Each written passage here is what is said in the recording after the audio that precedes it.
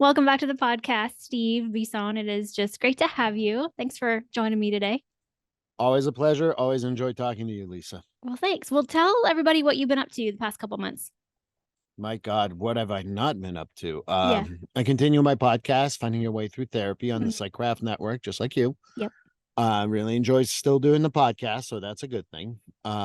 Still seeing clients in my private practice and enjoying that. I just started an endeavor with a friend of mine, a Mhm. group practice, and our aim is a little different. We're going to make sure that it has a great space for clients, but more importantly, we really want to give space for staff to be happy and healthy in the work environment we create. Cool. And I think that's something that has not been really examined by anyone. So, Mhm. Gambit Counseling will be aiming for that and making sure staff is as happy as we can make them, because it's a stressful job. And I think we forget about that part. That's really cool. I love that idea and that concept. So, what's the name of the group going to be? Gambit Gambit. Counseling. Okay. Just like the chess and gambit, and Uh-huh. people say, oh, if they like, someone said, oh, someone might not get it. I'm like, if they don't get it, that's fine. They're not going, well, I'm not going with that. I don't understand that. They're like, no, Right. they have openings and they have a good message. So Yeah. uh So it's going to be in person? no, all Oh, virtual, virtual. Oh, very cool. completely virtual. Okay. We figured also that would be something that on long term we're able to translate to other things, and Mhm. including coaching, because counseling is not just counseling, it's also coaching, because at one point you do better, so maybe you need Mhm. more coaching. So That's that's cool. something I've been working on with my colleague of mine, Bill Dwinell. So Mhm. we're working on that, and I created a journal. So Sweet. Let's see it. a Show it. journal, let's Show see. it to everybody because if you're Let's see. listening, you can go and watch us over on YouTube. So there you are. Okay, empower your mind, the 30-day journey to mental clarity. I like it. That's So nice. one of the things about good therapy is to also be able to do things outside of therapy. Mm-hmm. And Absolutely. one of my biggest concerns for my clients is, how do I start journaling? Mm-hmm. And what this is a 30-day journal. There's different prompts. There's not 30 prompts, there's about 26. I repeat one. There's a reason for that. And it's a prompt with a follow-up question. And Okay. hopefully after 30 days, not only have you gained mental clarity, but you're also able to say, wow, I can continue that on my own afterwards. Or you can buy 14 of these journals and use it for that. I mean, I'm fine with that either way. Right?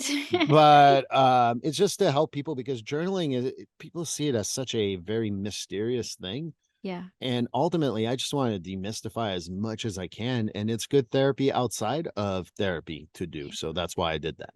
I like that. And so where can we find your journal? Right now is on Amazon, Okay. and singularly on Amazon, because I haven't explored anything. It was just an idea I had, and it blossomed very quickly. One of the things that I told myself, like, do I have to read it and all that? And I'm like, no, good music sometimes are the ones who said, oh, I wrote it in 15 minutes. There you go. I didn't Right. quite write it in 15 minutes, but nonetheless, it was a quick idea, came up with the idea, and I'm hoping that it takes off. So, Nice. So we'll put the link in the show notes if you guys want to go and check out the journal because Amazon, you just got to add to cart right. and have it sent. I like it. Very So, yeah, cool. very hopefully people will enjoy it and learn how to journal, because that's, I think, that part of my journey into mental health as a therapist and Mm-hmm. as a client is to journal and talk about my thoughts, because I think Mm-hmm. it's not, I spend this morning is interesting. I had my therapist at 10, and he's like, oh, so you've been working outside of here. I'm like, you damn right I have, because therapy is not just the 50 minutes that I have with you. So that's good Right. therapy too. So Oh yeah, I love that. That's kind of because over the years I've been to therapy, I've been to life coaches, and it's what you discover in that the 15-minute session that it's not just like thinking, we can't just somebody just said recently, like I think it was my interview, I think it was Avram Weiss said, we can't just think our way in therapy. We have to actually get out and like do and take action because that's where I believe where real change happens is through having an experience and always being kind of like self-aware and introspective about like what was that experience just like? What did I think? What did I feel? What did I take away from it? What stunted me? What was an obstacle? It's like always processing. But yeah, that 50 minutes that you spend with your therapist to me is like a discovery right. time, where you kind of kick around some ideas. Your therapist is curious about you. Through collaborative work, you come up with what might be going on. So, yeah, and I know we wanted to talk about like what is or what makes good therapy. but I also just like catching up with you and, chatting with you. You are definitely, I know, have helped me open up more as a podcaster and share more of my story and be a little bit more vulnerable and authentic. So I have to give you major props for kind of spurring me into taking risks on the podcast and trying and doing new things. So thank you, sir, for being that inspiration. I appreciate it. And you're welcome and anytime. And I think that that's what real growth comes from too. You Mhm. talk about good therapy. We do great talks. What I love, I listen to your podcast, you know that, and I've listened for you for a while. You inspired me to go into podcasting, and so we're a mutual admiration society Right. here. But Exactly. I think it's the same thing. Like you will hear something on Lisa's podcast and or my podcast or whatever. Mhm. Doesn't matter to me. But don't just say, "Oh, that was good," and then move on. Right. Use it. Go Right. go get Lisa's stuff that she has. I have a book. I have also a journal. Use those resources, and even if you decide that maybe it's someone else, that's fine too. Mhm. But growth, good therapy comes from like I don't sit there and say, let's promote Steve's book or Lisa's podcast. I'm like, wow, this person really could benefit from Debbie Ford's writings or whatever. It doesn't matter to me, but good therapy is not just strictly that 50 minutes, but it's also what you do outside of whether it's podcasting, whether it's reading a book. I mean, it's important to continue to explore. You got to be critical of ourselves outside of that 50 minutes of therapy. Definitely. Yeah, and it's one of those things that you have to live it, You can't just talk about it or think about it. Um, but yeah, I was thinking, and when I first reached out and said, "Hey, would you want to come back on the show? I really want to talk about what is good therapy." A few months back I did one on like what is a who or what makes a good therapist. But kind of thinking back to that episode, it's like, well, how do you okay, finding a good therapist is one thing, but then how do you know if it's good therapy? How do you know if what you're receiving and getting is like good? Do you have a way to kind of frame that? One of the things that I check in with my clients on the first session and maybe a month in Hmm. is this still working for you? So you can Right. talk about a good therapist.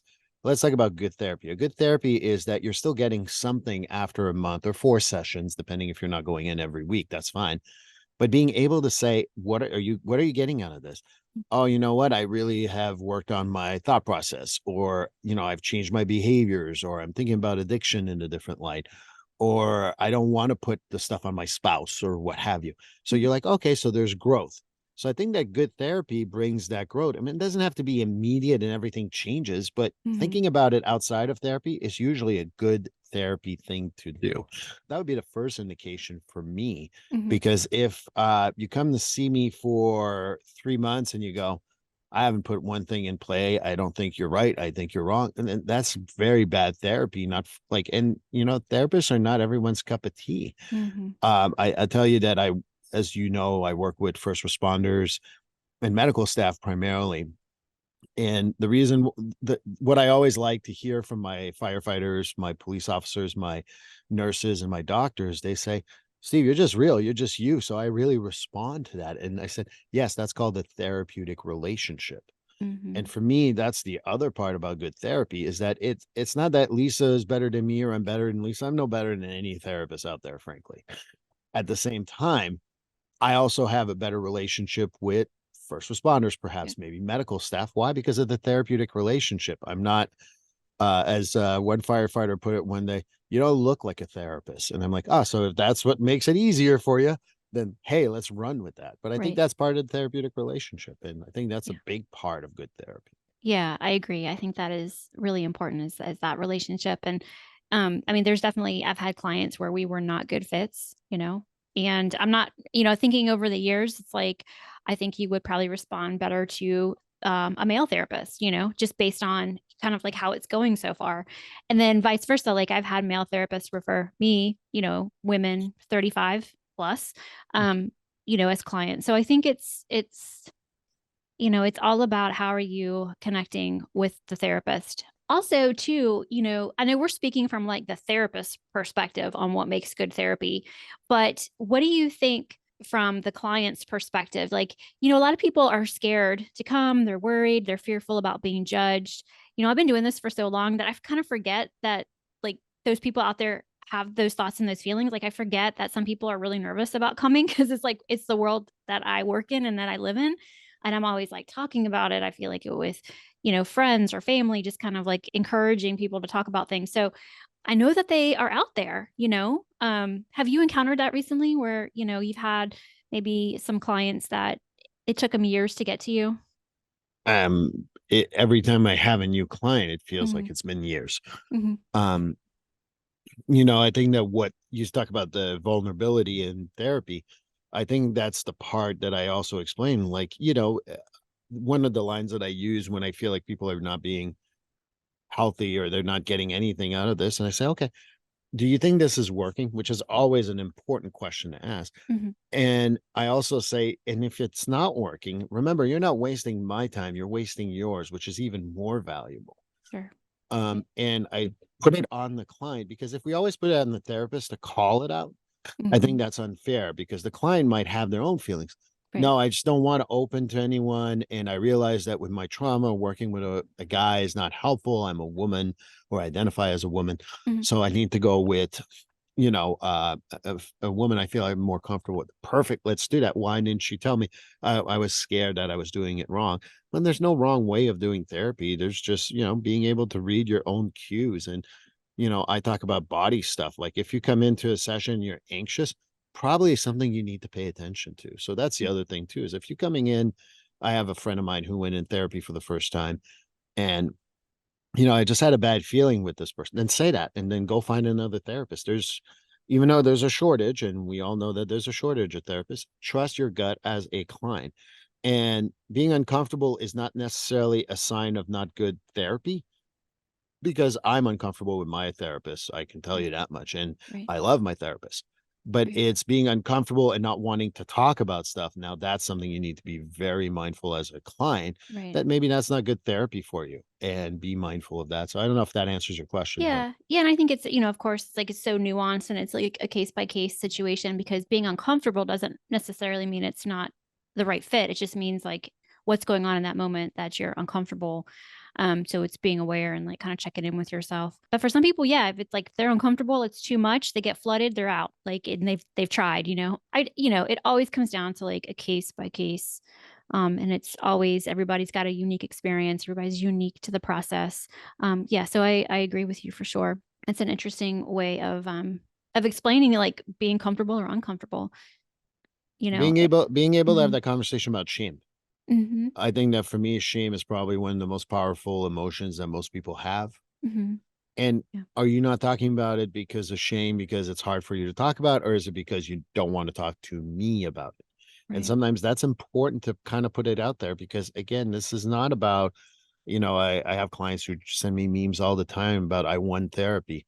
You're never going to win therapy. You just never win. But if you feel comfortable enough, that's great because that shame may bring you to a different place in your mind. But Mhm. if that shame keeps you stuck, then be Mhm. mindful of that. That's okay. We're all have, if you don't have an embarrassing moment in your life, I want to meet you.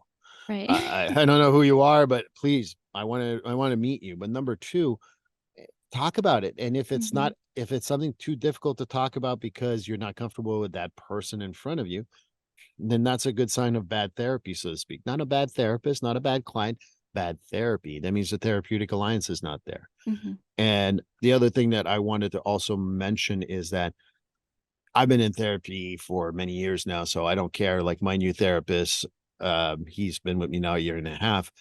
Um, he went bang right into it, but I'm used to therapy, so I knew what he was doing. So I'm like, go for it. Not a therapist, but as a client, I knew what he was doing. So I'm like, Mhm. okay, let's go.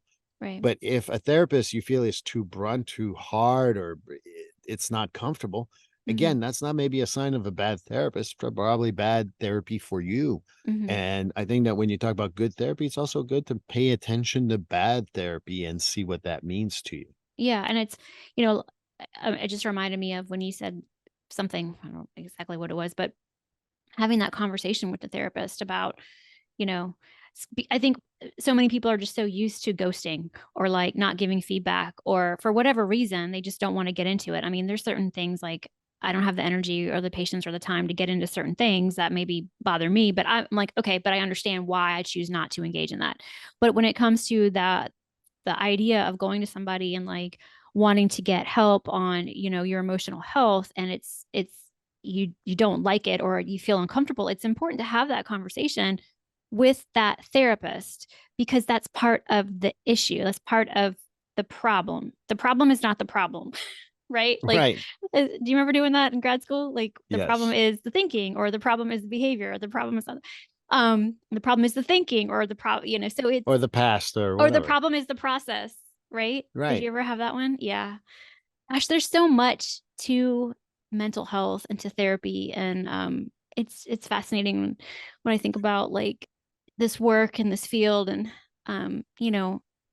just where we are today. And it's just like you said, there's a shortage of therapists. I mean, where I sit, where I am in South Carolina, I feel like everybody on a corner is a therapist. I feel like there's so many therapists, and I don't, I guess maybe it's because of there's a university here that has like four different programs.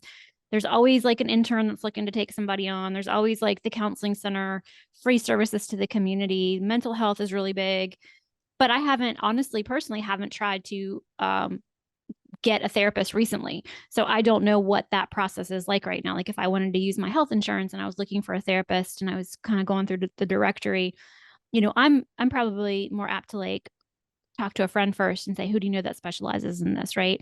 But not everybody has a pool of therapist friends that they can turn to. So how do you suggest that somebody who's out there looking make a decision? Like, it seems so simple. Go to Psychology Today, type in your zip code, type in your your insurance, Yeah. and then start filtering through. But is it ever that easy? I don't know. Is it? Well, let's get back to maybe the basics of therapy to Mhm. give an idea. What I went in for therapy originally is not even close to the stuff that I'm talking about today. Right. Yeah. So sometimes what we do is we think we know what we need. One of my biggest pet peeves is that, oh, you need CBT, call Mhm. Stevie does CBT.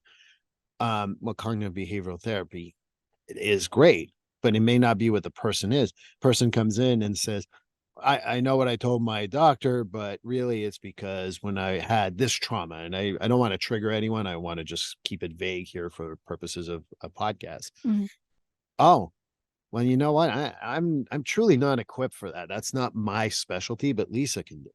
So when you look for a therapist, think about, you can think about what the problem is and maybe try to identify that. But remember that you also might go in therapy and you may want to address your relationship with your blank parent from the past. Mhm.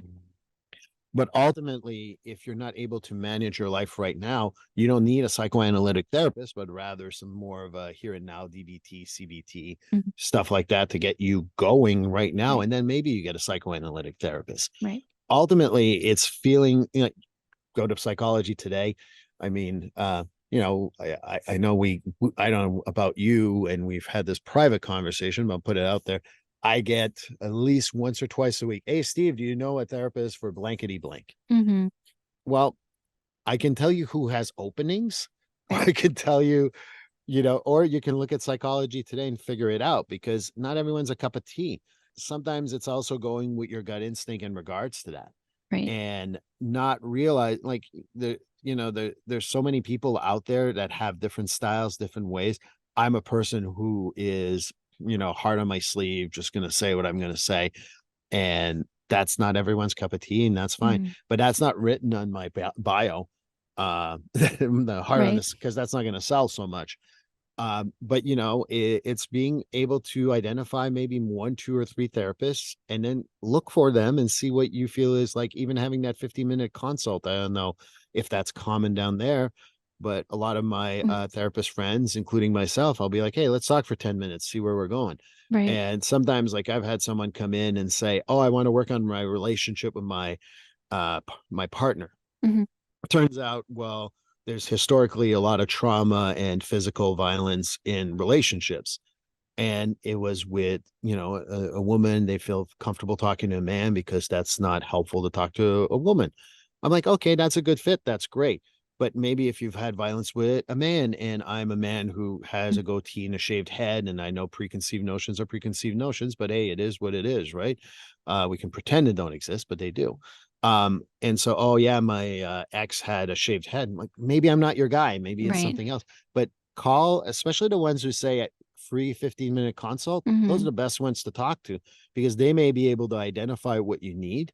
Mhm. or they may be able to say, I'm not, this is a great fit, or it's not a great fit. So I think that part of me is not only going to psychology today, but finding people who are willing to consult. Because if I just say, come into my office, I mean, for my firefighters, my police officers, my medical staff, EMTs, paramedics, I usually come from a referral from like someone else from, the IAFF or whatever. So I come in with vested Right. knowledge. Right. But sometimes if you're just looking for a therapist and you're not coming from a referral source like that, find the ones with a 15-minute conversation, 15-minute consult with them, because they Mhm. may not be what, it says here that I'm very specialized in psychoanalytic theory. And you say, okay, well, I'd like to do a little bit of shadow work. And they look at you, go, I don't know what that is. Well, then that's not your therapist. I mean, I know shadow work, but Right. to say that I'm a specialist in Right. shadow work, Right. I'm not a shadow work guy. Yeah. So I think it's important to maybe look at who offers a free consult and talk to them. Mhm. Don't, it's not the good news is that, especially if you're saying down there's a lot of openings for different people who are available, Mhm. then, as they say in business, don't take your first offer. Right. Go and explore what's going to be best for you, because Mhm. I don't know what's best for you. And I'm pretty trained in that. Lisa doesn't know what's best for you, and she's pretty trained in that. Mhm. You will know what's best for you. Right. And that's important to kind of like explore that with a therapist prior to engaging it, in a session or 6 sessions or 6 months or 12 Mhm. weeks or whatever you want to call it. It doesn't matter to me, but just being able to, engage is important to get that 15-minute consult. So maybe that's a good way to look at it. Yeah, no, that's good advice. I like that. I mean, if I was, going to get back into it right now, that's what I would want to do if I didn't have a personal recommendation from somebody. Um, yeah, I like that. I think that's really good. And I think back over the years to the different therapists that I've had and like how different they all were, and how unique and the different skills that they bring to the sessions. It's really, really fascinating, like to think about it and who jives well with me or who I jive well with is it's pretty fascinating that this is like a job, like we sit and we talk with people and we listen when like people ask me all the time, like, what do you do? I listen really hard. I just listen, I listen, I listen. And I'm listening for new, I'm kind of like listening for, I don't know how to even describe it, but like whatever they come in with, and they want to, kick around and they'll start to kind of share. And I hear like, oh, I just heard, you just mentioned that event that happened with your partner. How did that, how did you feel after you had that conversation?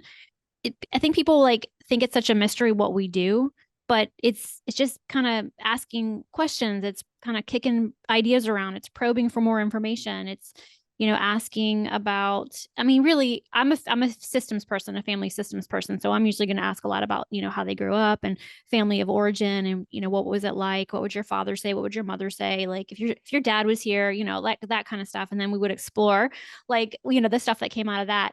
So yeah, it's just different orientations, different models, different ways of doing it. But at the end of the day, it's about that relationship that you have, and that's where the new ex the because we say if going to therapy, the process or the new experience is the way through. You're doing that with a new like a person sitting in front of you. That is what therapy is. It's having that experience with a person who listens to you, who doesn't judge you, who says your thoughts and feelings and actions are valid, and what is it, unconditional positive regard, right? Right. So it's like that's what therapy is. It's having that experience with somebody and sitting with them and having all those things happen, and you're holding up a mirror to your client and you're saying this is what I see going on. I know it's sometimes it's like really hard to put into words what we do, and then sometimes it's like, oh, it's easy. I don't know. Well, it's something that I sometimes realize is that there's times where for some clients, maybe newer clients, I'll kind of rehearse what I'm going to say next to them. Mm-hmm. And then there's clients that I've known for 5, 6 years. We don't see each other like every week, but we've known them for a long time. I blurt it out. Yeah. Right. Yeah. And it's circumstantial too. Like Mm-hmm. if someone's going through a hard time with their relationship with their mom, for example, maybe me blurting out when they have an impulsive mom is probably not very well thought. So, as much as sometimes it's hard to put in words what we do, it's also hard to say what we do all the time, because if I've had a problem with a woman named Lisa, and then I'm talking to you as my therapist, and you say something, oh, you're against me, and yeah, and I'm Mm-hmm. gonna start reacting to that. Then you gotta be careful. Like, oh, I know you've had a lot of hard relationships with women named Lisa. I haven't, for the record, for anyone who's listening. It's not at all true for me. I'm just giving an example. Right. I gotcha. But like, I know it's hard to hear that from a woman called Lisa, but can I Mm-hmm. give you some honest feedback? And Mm-hmm. then just changing that wording makes it so much more palpable. Yeah. The hardest part of our job is to explain that we need to react to the situation sometimes versus everything else. I Mm-hmm. rarely have I have verbal diarrhea apparently here, but on podcasts. But in therapy, I'm usually a guy who will wait for the questions. And Yeah. today I went on for like 10, 15 minutes. And at one point, my therapist says, okay, stop. Before we plan your next 20 years of your life, how about we talk about a little bit of the crap you just gave me? Right. And I'm like, ooh, okay, yeah, that's, you needed to Yeah. stop me there. And you stopped me suddenly, and it was helpful. And I'm not I like to talk therapy. So what he does with me is body scans. And I'm like, oh, freaking body scan. But guess what? It freaking worked. Yeah. So it's important to like realize that our job, I wish it would be easy enough to just listen. Yeah. But as I remind people, is that it's just like physical health. Mm-hmm. Cancer has what, I don't even know how many types of treatment. Heart disease has that many treatments. Diabetes has a lot of treatment. In therapy, for good therapy, is to realize that there are different approaches. Mm-hmm. And when you do a family system versus a psychoanalytic versus a CBT versus a behavioralist, or people who do the, the second, the medication, Mm-hmm. and it's all good, but I, as my clients sometimes go, like, do you think I should be taking like MDMA? I'm like, okay, no. Well, it helped that person. Well, MDMA and historically is for people who have done all the treatments. Mm-hmm. You're responding well to this, so you want to Right. solve quick. Therapy, Mm-hmm. unfortunately, does not solve quick. Right. And if someone says to me, well, medical does, I'm like, oh, yeah, because the first diabetes shot solves your pancreas right away. Oh, Mm-hmm. wait a minute. It doesn't. It takes a long time. So it's the same thing with us. Right. Yeah, that's a good point. I think that's something that a lot of maybe even like in the work that I do now, there's a lot of I need to get fixed really quick, and I need to do this because I want to do this, and you need to tell me, you need to sign this and say that I'm okay. I'm like, whoa, whoa. And how long did it take for you to get here? For all these symptoms were kind of like part of your life, and now you want a quick fix. Like, um, I think that's a kind of I don't know if that's the myth of what we do in counseling. But it's that I think frustrates me a lot, but that's probably just kind of like where I am in the work that I do. But I would argue with the work you do with, Hmm. nutrition and exercise, Hmm. people I want to lose 100 pounds Oh in two yeah. weeks. What? No, Right. that's just not possible. Well, I'm going to go get lipo. That doesn't solve your thought process. That Right. doesn't solve your eating habits. That doesn't Yeah. solve anything. They don't do that anymore. They Yeah. don't just give you that. You need to work through it. Right. Right. And there's no treatment that I know that takes only 30 days. As I Right. promote my book that says 30 days to journey to mental clarity. No, Hmm. this is to start you off so that Hmm. you can continue your mental Right. clarity. Yeah. I didn't offer a solution. I think that unfortunately we have this quick fix solution society. Oh yeah. And yes, we can blame America, but I look at you, Canada, I look at you, Europe, and I look at you, Australia, Japan. We want things to be resolved right away. Mm. And it just doesn't work that way. And if I don't know about you, Lisa, but if this book literally saved your life in 30 days, I would give it away. Here you go. Everyone have one. Sure. I, I'll be fine. I'll figure out something. I'll Hmm. go do something else. There's just not one book. Like, I joke around with my clients who are like, I just want to be fixed. I'm like, oh, I usually hide this from my clients, but let me look in this drawer. I think I have the fix for you in here. And they all laugh exactly like you just did. That's And they're awesome. like, oh yeah, I get it. And I'm like, Yeah. that's I think the problem is that people think they want the response right away. I've never fixed a human being in my life. I never will. I haven't even fixed myself. Hmm. And I'm still working on that. Right. So I tell people it's not about being fixed, it's about working through some of the stuff, because maybe your shame today has to do with shame when you first started working, or you were body shamed, but now you're like being shamed for your thought process or whatever. it's not, I don't know everything about your life. You know everything about your life and you can't figure it out. How Yeah. do you expect me to figure that out in 2 seconds? Right. Yeah. Makes sense. Makes total sense. Yeah, I know. It's just like maybe it's just the environment that I work in, working for the military. It's like they want well, they want what they want when they want it. And Yeah, I'm kind of like that's just a frustration I have at times. It's easy for me to put that out there because I can complain about my job or I can see it as okay, well if I know that I'm up against that, how do I explain it to them? How do I, set up a plan for this person? What does healthy look like for this person, so it's just like I like to kind of, I got to vent about something, Steve, right? exactly. This is your venting show. This is my Uh, podcast. No, just kidding. but no, but I work with the other side of your Hmm. military because they end up in first responder jobs Hmm. and stuff like that. And a lot of them come in and like, I just need to fix my relationship. Right. Your relationship of 5 years that has had some problems, you want me to fix that in 30 days. Uh, no, that's just not how that works. Uh, People who work in marketing, people who work in banks, whatever, it doesn't matter. They want that quick fix. It just doesn't work that way. I don't think it's just your profession. I think the military is a little more pronounced because they, and again, I'm over generalizing, so don't write to Lisa or me about this. They want 30 days, have a gun in their hand, and be able to be shipped out to XYZ to take care of business. And I'd love to say that Lisa is able to do that. And I think that she does a fantastic job, or any human being who works in that field will do a fantastic job. I just don't think that that works that way. Right. Yeah. So, you Yeah. know, Yeah, I hear you. I mean, I think I think that makes sense. I mean, it doesn't work like that in anything. I mean, even kind of taking it to when you and I kind of talk about like our podcast and like how it takes time to grow and how it takes time to, get new listeners and get more downloads. It's like you and I both want it overnight, right? Because then that's just yes, what we want. But it's like that's not the case. Like we enjoy what we do. We like talking with people. We have curious minds, we love our profession, we love our peers, and we want to, give value.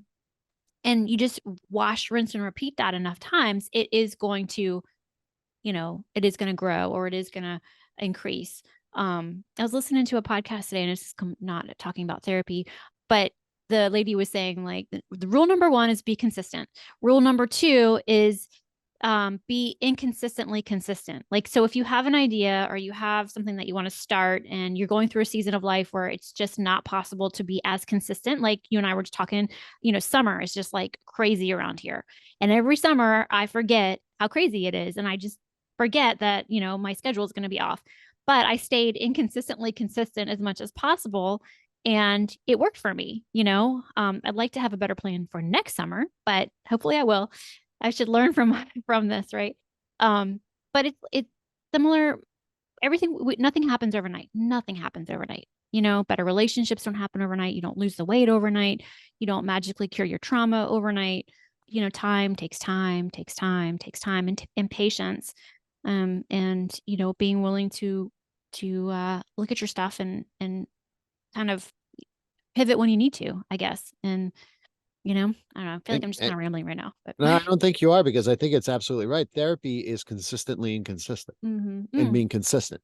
You show up regularly. I tell people who come in weekly, I said, have 100% of my sessions been helpful to you all the time? right. And most people are like, and I'm like, no, no, you're not going to break my heart. Go ahead. Now, sometimes I feel like, you're not, you're off, or I'm off, or whatever. And I'm like, okay, great. That's absolutely true. Why can't you be that way outside of your life at other places, whether it's volleyball, soccer, taking care of the kids, taking care of the house, taking care of whatever? And then people are like, oh, that makes sense. I'm like, look, I'm not perfect. I know, like I say to people, I hit about 80%. I'd say 80% of my sessions are very good. 20% maybe I'm rambling, maybe I got off topic. Yeah, it just happens. And insurance companies who are listening to me right now understand that that's every human being, so I don't care. And my clients all laugh about it. And there's days where I've talked about, I'm a hockey fan, so, and police and firefighters in the northeast of the United States are usually hockey fans. And I've had sessions where we talked about hockey and maybe a little bit of the psychology of hockey. Like, I don't know if we accomplish anything. I said, yes.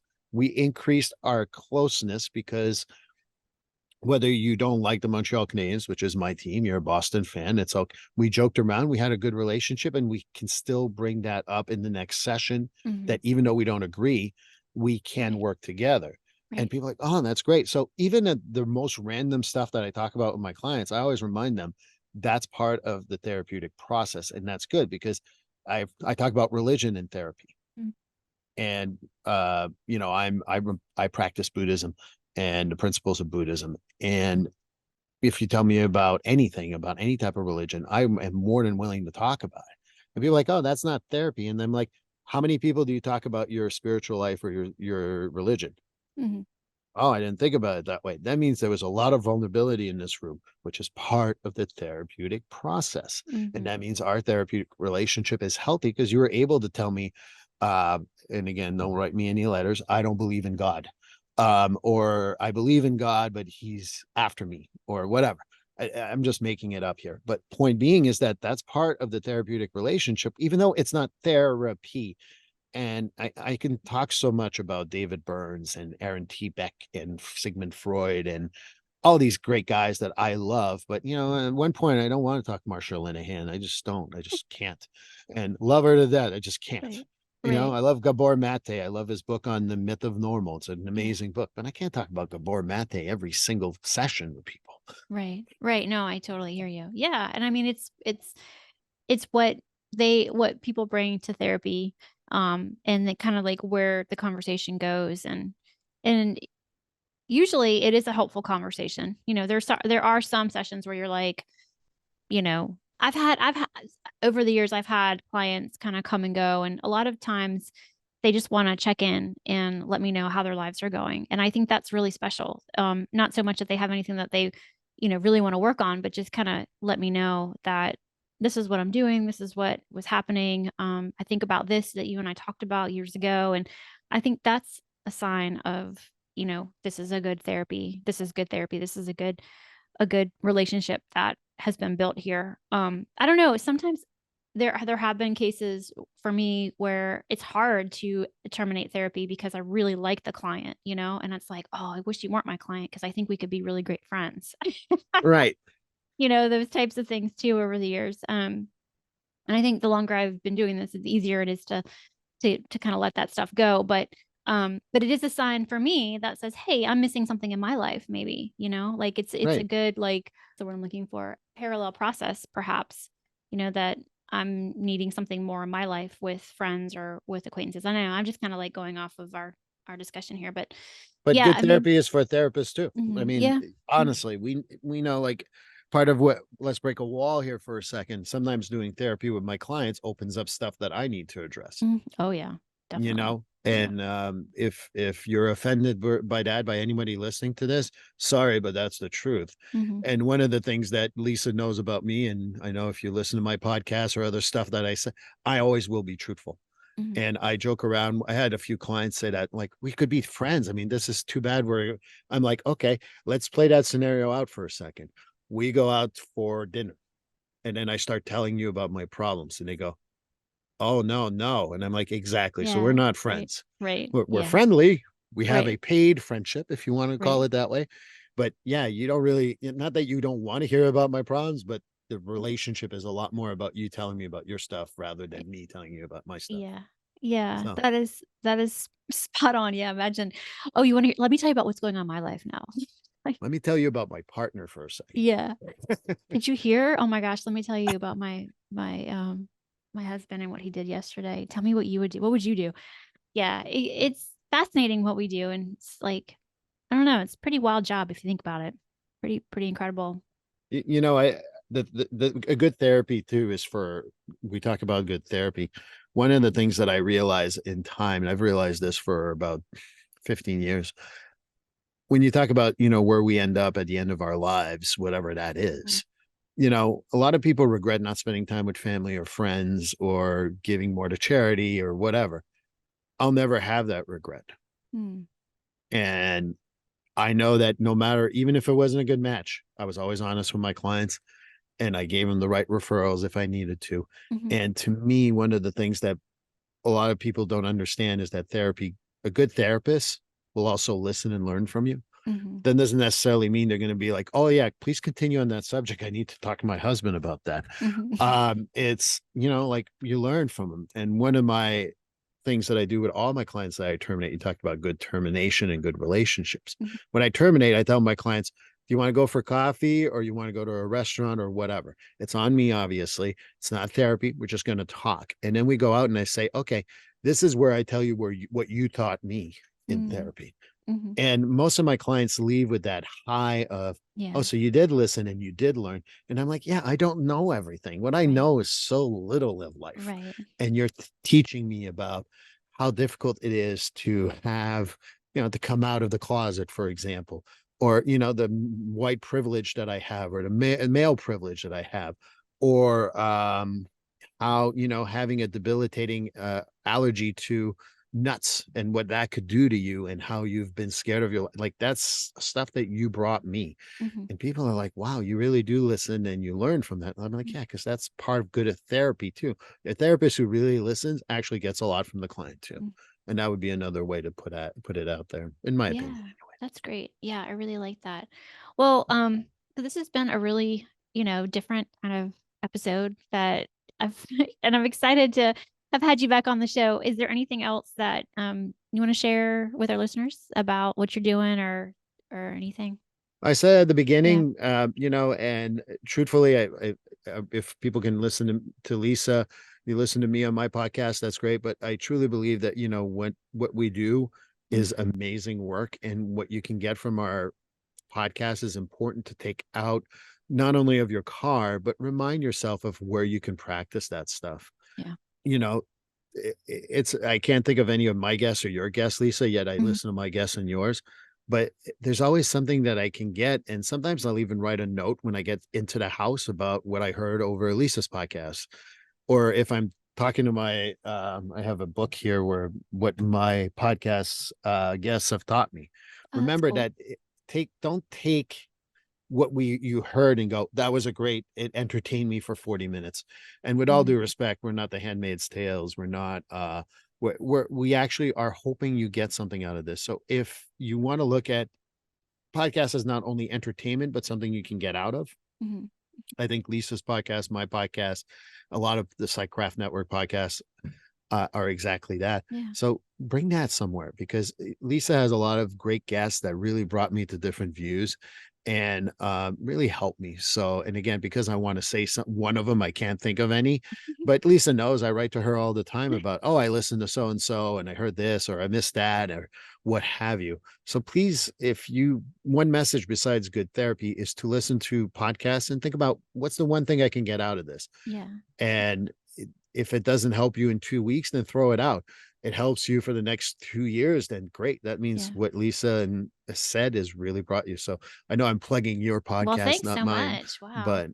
but it's because I have a lot of respect for you, Lisa. Oh, And thanks, Steve. you know, if a good Mutual. therapeutic relationships and good friendships are Mhm. sometimes similar. I don't think that when I first contacted you about getting on podcasts, we'd end up on the same network and be so close. But hey, here we are. So that's, you know, it's great stuff. Yeah, it's pretty neat that I always say stay open to ideas and possibilities and opportunities. You just never know what is going to present itself. And I think that's something that I've learned over the years of, my own therapy is, try to stay open-minded, have an open heart. I mean, I could share so much what I've learned about myself over the years, but I won't do that at the end of this episode. I am curious though, what is something you're doing right now besides journaling that's been helpful for you with, like, any new habits or skills you've picked up recently that are helping you kinda, like, with your own emotional health? I use for the last, I want to say about year, I use something from the Atomic Habits book that I still Mhm, continue to use that is really helpful. We do a lot of things during a day, but sometimes when we go to bed at night, we go like, what did I really do? Well, mhm, Atomic Habits talks about putting like marbles into a, you know, like in and out, so to speak.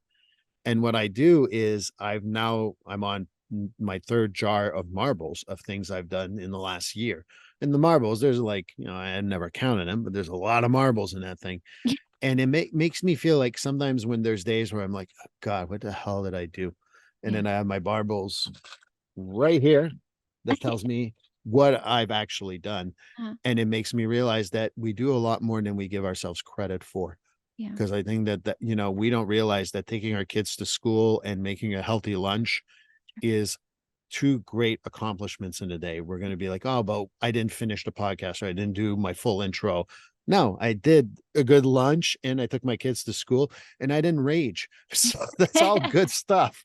Right. So Right. Yeah, no, I like that. And I think that in, today's culture and society, it's like we measure ourselves sometimes against what we see on social media and we think, well, if I didn't do what they did today, then I'm not, quote unquote successful, however you would be defining success. So I think that's really important is, you know, it sounds like you have defined a successful day by being a present father who is, your kids are one of your highest values. And I think that's pretty neat.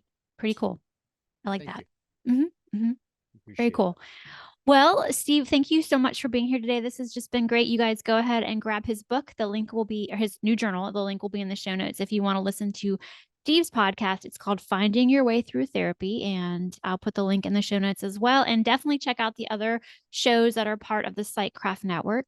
I know that they would love to have you find them. So I'll put a link in the show notes as well for you to check them out. So once again, thanks for being here. Thank you so much, Lisa.